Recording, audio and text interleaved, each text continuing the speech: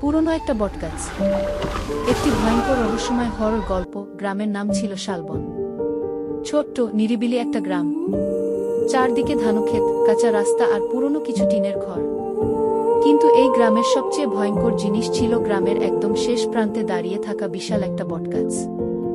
গাছটা এত পুরনো ছিল যে গ্রামের সবচেয়ে বয়স্ক মানুষও বলতে পারত না এটা কত বছরের পুরনো। দিনের বেলায়ও গাছটার দিকে তাকালে অদ্ভুত একটা ভয় কাজ করত। বিশাল শেকড়গুলো মাটির বাইরে বের হয়েছিল, যেন অসংখ্য কালো সাপ মাটির উপর ছড়িয়ে আছে। গ্রামের মানুষ সূর্য ডোবার পর কেউ ওই রাস্তা দিয়ে যেত না, কারণ প্রতিটা রাতেই ওই বটগাছের নিচ থেকে ভেসে আসত কারো কান্নার শব্দ।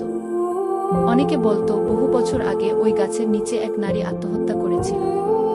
আবার কেউ বলতো এখানে নাকি রাতের বেলা অদ্ভুত ছায়ামূর্তি দেখা যায়। কিন্তু গ্রামের তরুণ ছেলে রাহাত এসব বিশ্বাস করত না। রাহাত শহরে পড়াশোনা করত, ছুটিতে গ্রামে এসেছিল। গ্রামের লোকদের ভয় দেখে সে হাসত। এক রাতে চায়ের দোকানে বসে সবাই যখন বটগাছের গল্প বলছিল, রাহাত হেসে বলল, এগুলো সব মানুষের বানানো গল্প, ভূত বলে কিছু নেই। চায়ের দোকান হঠাৎ চুপ হয়ে গেল। বৃদ্ধ করিম চাচা ধীরে ধীরে বললেন, বাবা, রাত 12টার পরে ওই গাছের কাছে যাস না। রাহাত হেসে বলল, আমি আজ রাতেই যাব। সবাই আতঙ্কে একে অপরের মুখের দিকে তাকাল।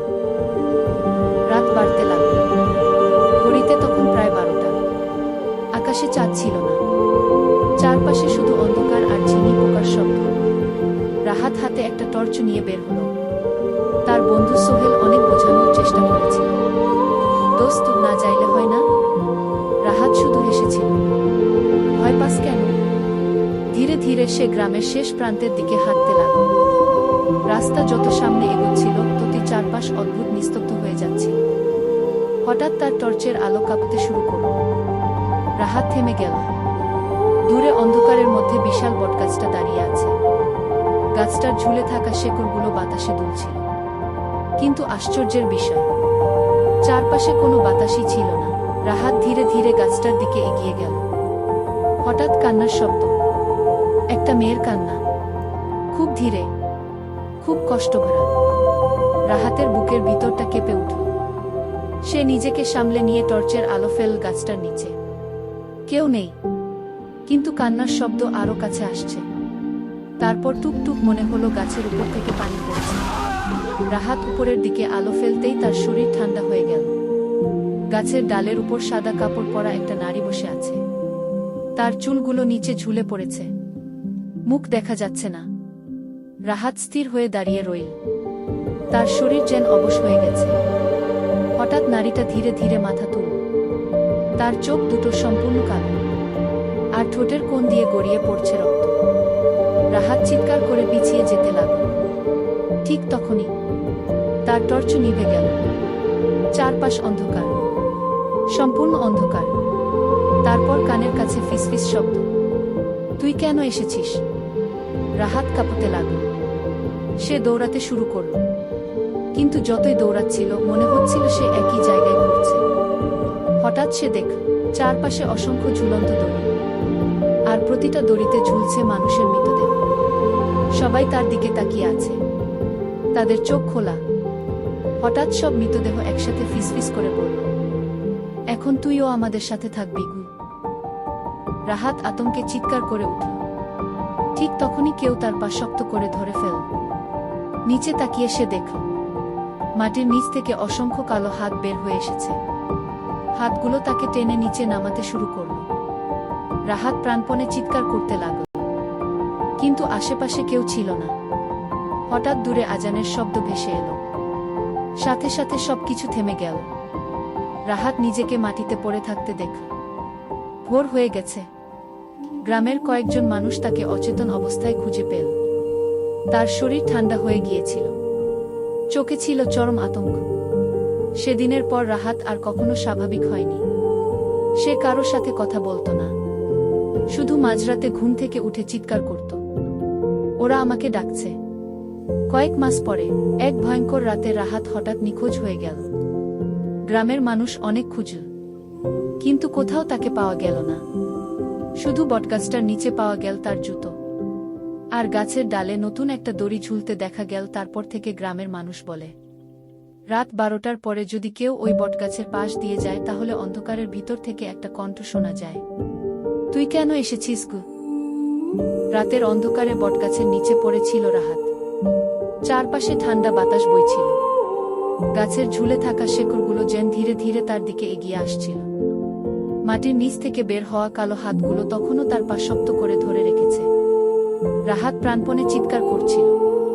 হঠাৎ দূরে মসজিদ থেকে ফজরের আজান ভেসে এলো। আল্লাহু আকবার, আল্লাহু আকবার। আজানের শব্দ শোনামাত্র চারপাশের বাতাস কেঁপে উঠল। গাছের ডালগুলো হঠাৎ প্রচণ্ডভাবে নড়তে শুরু করল। সাদা কাপড় পরা সেই ভয়ঙ্কর নারী এক বিকট চিৎকার দিল। তার কালো চোখ দুটো রক্তলাল হয়ে উঠল। তারপর মুহূর্তের মধ্যে চারপাশের সব অন্ধকার ধোঁয়ার মতো মিলিয়ে যেতে লাগল। মাটির হাতগুলো ধীরে ধীরে নিচে চলে গেল। রাহাত সুযোগ বুঝে উঠে দৌড় দিল। সে পেছনে তাকানোর সাহসও পেল না। দৌড়াতে দৌড়াতে সে গ্রামের দিকে চলে এলো। ভোরের আলো তখন চারদিকে ছড়িয়ে পড়ছে। গ্রামের কয়েকজন মানুষ তাকে দেখে অবাক হয়ে গেল। রাহাতের কাপড় কাদায় ভরা, মুখে আতঙ্ক, আর চোখ দুটো লাল হয়ে গেছে। করিম চাচা দৌড়ে এসে তাকে ধরে বললেন, কি দেখছিস বাবা? রাহাত কাপা গলায় বলল। রাতের অন্ধকারে বটগাছের নিচে পড়েছিল রাহাত। চারপাশে ঠান্ডা বাতাস বইছিল। গাছের ঝুলে থাকা শেকড়গুলো যেন ধীরে ধীরে তার দিকে এগিয়ে আসছিল।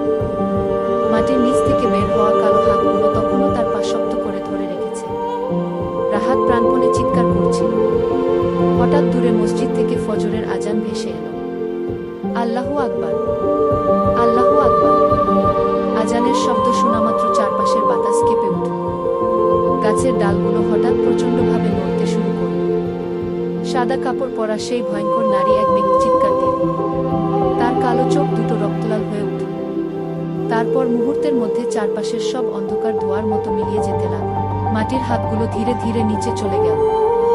রাহাত সুযোগ বুঝে উঠে দৌড় দিল। সে পেছনে তাকানোর সাহসও পেল না। দৌড়াতে দৌড়াতে সে গ্রামের দিকে চলে এলো। ভোরের আলো তখন চারদিকে ছড়িয়ে পড়ছে। গ্রামের কয়েকজন মানুষ তাকে দেখে অবাক হয়ে গেল। রাহাতের কাপড় কাদায় ভরা, মুখে আতঙ্ক, আর চোখ দুটো লাল হয়ে গেছে। করিম চাচা দৌড়ে এসে তাকে ধরে বললেন, কি দেখছিস বাবা? রাহাত কাপা গলায় বলল, ওই গাছের নিচে কিছু আছে, মানুষ না। সেদিনের পর কয়েকদিন রাহাত অসুস্থ হয়ে পড়ে রইল। রাত হলেই সে দুঃস্বপ্ন দেখত। স্বপ্নে দেখত সেই নারী তাকে ডাকছে, ফিরে আয়। কিন্তু রাহাত এবার আর ভাঙেনি। একদিন সে গ্রামের সবচেয়ে বৃদ্ধ মানুষ রহিম ফকিরের কাছে গেল। রহিম ফকির অনেকক্ষণ চুপ থেকে বললেন, ওই গাছের নিচে বহু বছর আগে অন্যায়ভাবে কিছু মানুষকে হত্যা করা হয়েছিল। তাদের অশান্ত আত্মা এখনো সেখানে আটকে আছে। রাহাত জিজ্ঞেস করল, তাহলে ওদের মুক্তি কিভাবে হবে? বৃদ্ধ ধীরে বললেন, সত্য প্রকাশ করতে হবে, আর আল্লাহর নাম নিতে হবে। এরপর গ্রামের পুরনো কবরস্থান আর নথি খুঁজে বের করা হলো। জানা গেল, অনেক বছর আগে গ্রামের জমিদার কিছু নিরপরাধ মানুষকে ওই বটগাছের নিচে হত্যা করেছিল। তাদের লাশ গোপনে মাটি চাপা দেওয়া হয়েছিল। গ্রামের মানুষ সবাই মিলে সেখানে দোয়া পড়ল। কবর তৈরি করা হলো। পুরো গ্রাম মিলে কোরআন খতম দিল। সেই রাতের পর অদ্ভুত ঘটনা ঘটল। বহু বছর পর প্রথমবারের মতো বটগাছটার নিচে আর কোনো কান্নার শব্দ শোনা গেল না। রাতের বাতাসও স্বাভাবিক হয়ে গেল। গ্রামের মানুষ আবার সেই রাস্তা দিয়ে হাঁটতে শুরু করল। আর রাহাত, সে ধীরে ধীরে স্বাভাবিক জীবনে ফিরে এলো। তবে আজও কেউ যদি তাকে ওই রাতের কথা জিজ্ঞেস করে, সে কিছুক্ষণ চুপ থাকে। তারপর ধীরে শুধু একটা কথাই বলে, সব অন্ধকার জিনিস খারাপ না, কিন্তু কিছু অন্ধকার আছে যেটা মানুষের জানা উচিত না। কি?